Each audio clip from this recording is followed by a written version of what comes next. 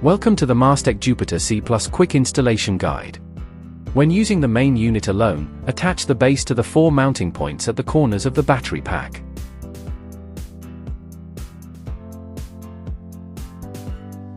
Stand it upright, and keep it level.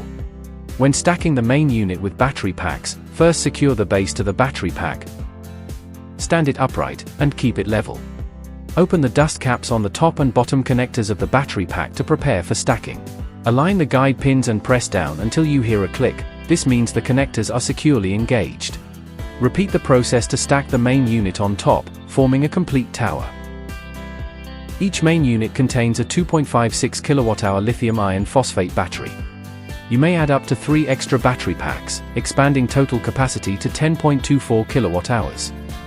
For PV inputs, accept up to 600 watts each, with a total PV limit of 2,400 watts. The AC port provides a plug-and-play grid connection.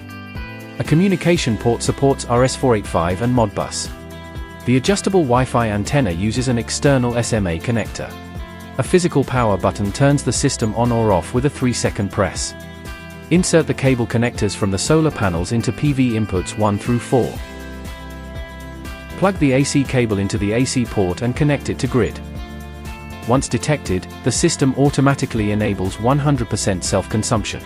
Press and hold the power button for 3 seconds to start the unit. On the touchscreen, select your language, connect to Wi-Fi,